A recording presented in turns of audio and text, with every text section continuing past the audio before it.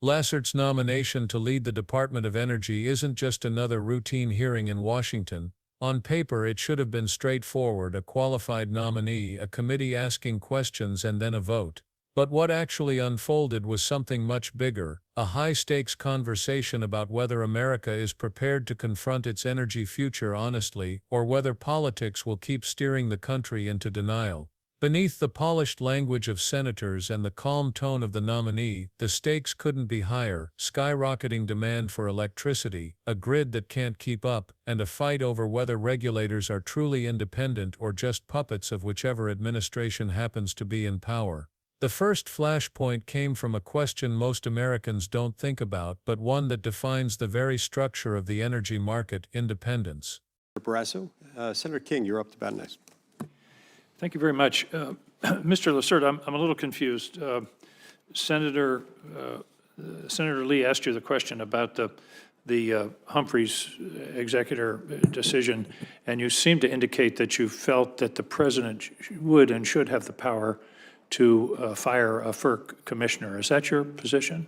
No, Senator, thank you for the question. My position is that we'll follow the law, and if the Supreme Court of the highest court in the land changes that law, then we'll follow that too.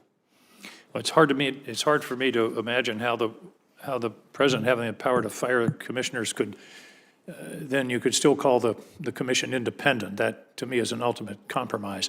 Let's talk about the central reality that we're facing today, which has been mentioned several times, and that is the incredible increase of demand of electricity. The chairman in the last hearing that we had indicated some data that we're looking at 2% a year increase in demand. Over 10 years compounded, that's a 30%. That's a staggering increase. The question is, there are two issues. One is the power availability, and the second is time. How soon can it come? Ms. Sweat, what's the cheapest form of electricity generation today in the country? Thank you for the question, Senator. I have not looked into that issue, but I am happy to look into it and answer any questions. Well, I'll help you. It's wind and solar by a mile, by a factor of 2. The fellow who left here under difficult circumstances actually was correct. The cheapest form of energy today are wind and solar by a long shot. Do you know, let's take a case study, Iowa. Any idea how much wind power supplies to the economy of the electricity supply of Iowa? No, sir, I don't know those specific numbers. 60%. Iowa is the 15th lowest electricity cost in the country, and in the past year, as we've already learned, average electricity prices across the country have gone up between 6 and 10%. In Iowa, it's actually gone down 0.5%. The point is, you both have talked about being agnostic. I hope you'll hold to that, because we can't ignore the reality around us that this administration is extremely hostile, and that's a mild term, to renewable energy. And yet, and the second point, as I've talked about price, is speed. There's no question that wind and solar are the quickest to deploy.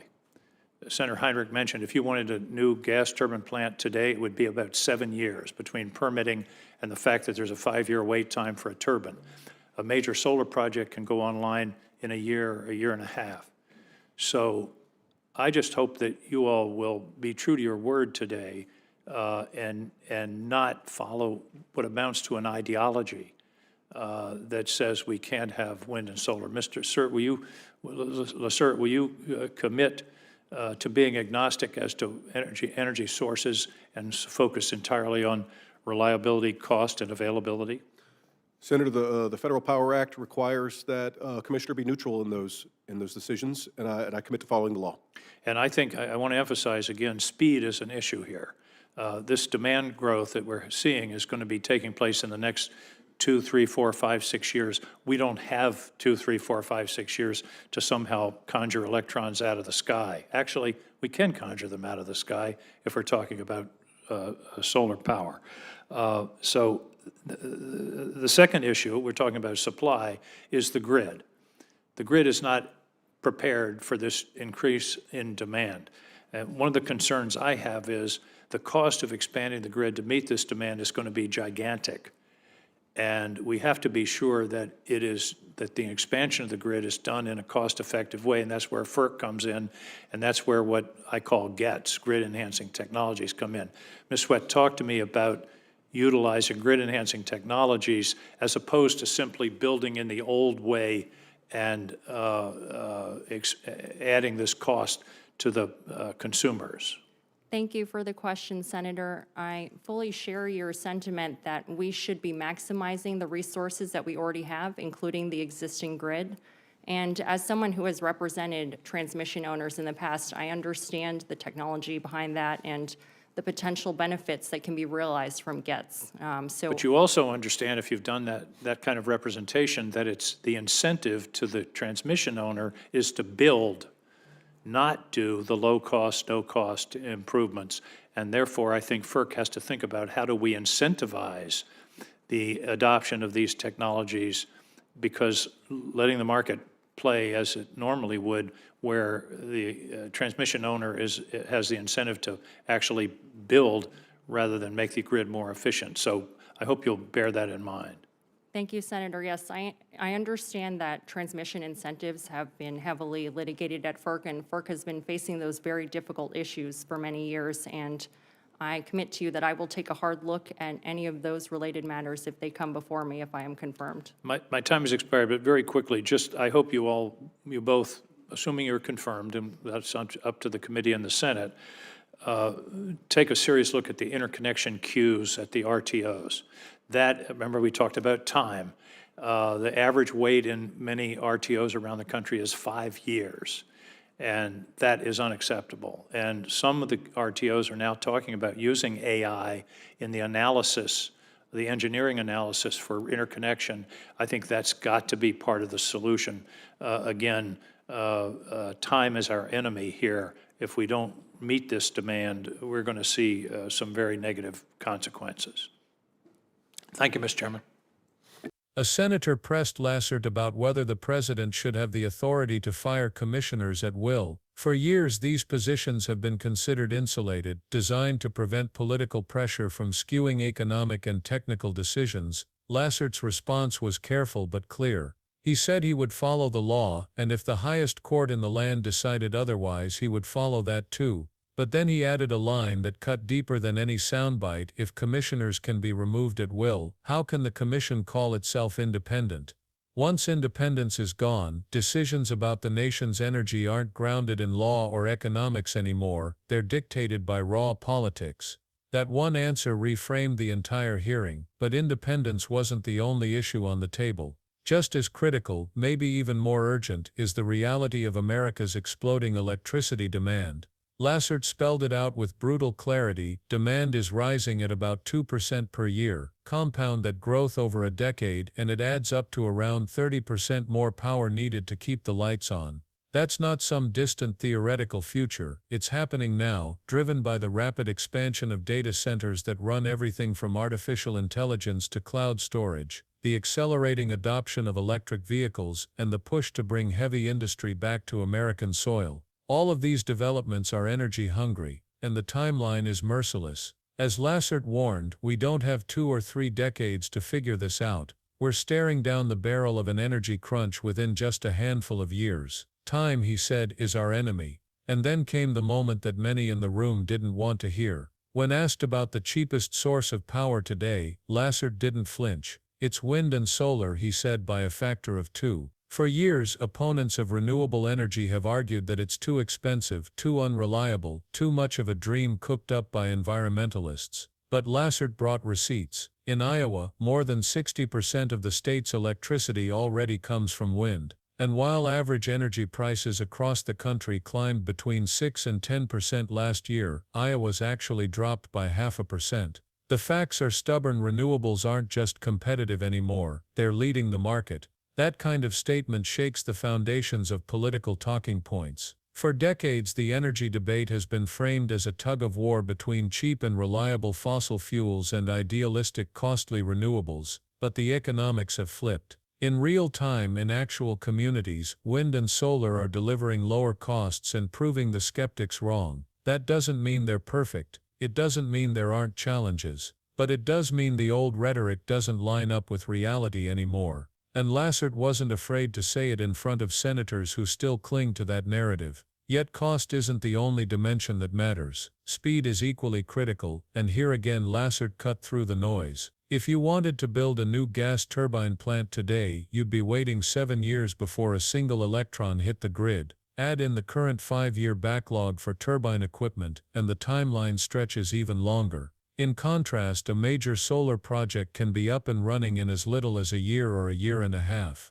Wind farms, too, are far faster to deploy than nearly every fossil fuel option. When the clock is ticking and demand is soaring, those timelines make all the difference. The conclusion writes itself: if America is serious about meeting its exploding demand, renewables aren't just an option, they're the only realistic choice in the near term. But even speed has its limits, because generating electricity is only part of the equation. The real bottleneck lies in the grid itself. America's transmission system is old, stretched thin, and unprepared for the surge of new power sources waiting to come online. Expanding the grid to meet demand will cost billions, possibly trillions, and consumers will inevitably carry much of that burden. And beyond the cost, there's the bottleneck of bureaucracy. Across the country, projects that could be delivering clean, cheap power are stuck in interconnection queues. On average, they wait 5 years before being connected.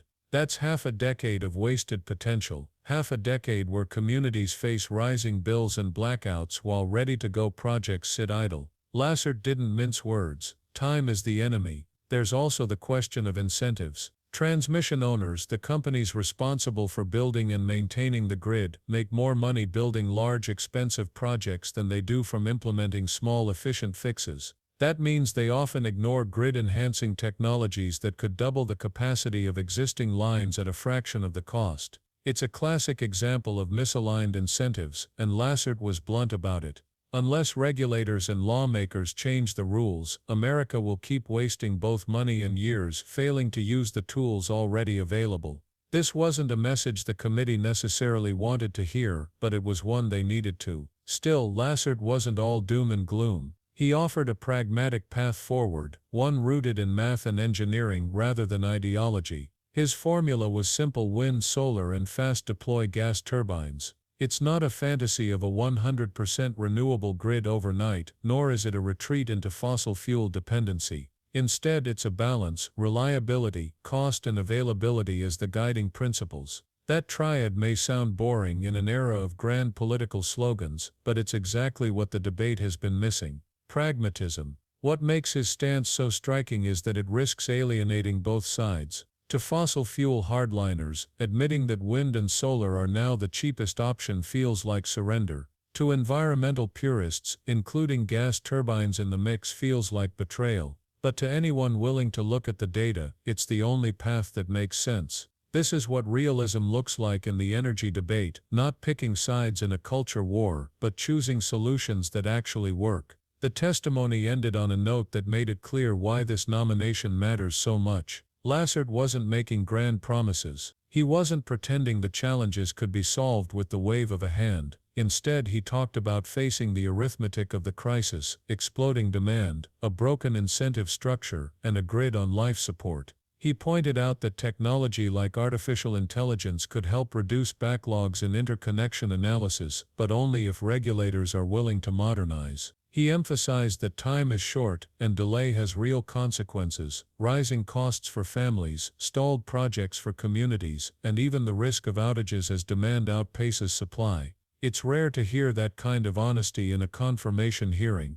Most nominees play it safe, avoiding controversy and sticking to vague promises. Lassert did something different. He outlined the problem, pointed to real numbers, and demanded that lawmakers see reality for what it is. In doing so, he turned a routine nomination into a referendum on whether America is ready to grow up about its energy choices. Because at the end of the day, this isn't just about one man's career. It's about whether the country can accept that the economics of energy have changed, that demand is rising faster than expected, and that ideology won't keep the lights on. It's about whether regulators will be allowed to stay independent, or whether every decision will be pulled into the orbit of political pressure. and it's about whether America will choose to act in time or whether it will cling to a past that no longer exists until the crisis can't be ignored. The hearing left us with a choice. Will policymakers recognize that wind and solar are not just cleaner but cheaper, that speed of deployment matters, and that the grid must be modernized now? Or will they let politics and outdated assumptions stall progress until families pay the price in higher bills and failing systems? Lassert didn't frame it as ideology, he framed it as law, math and engineering, the three things too often missing in this debate. And that's why his nomination matters far beyond the walls of the Senate chamber. So the question lingers, one that every viewer should think about: will the country finally face reality, or will it continue pretending the old narratives still hold true? The future of American energy hangs on that answer.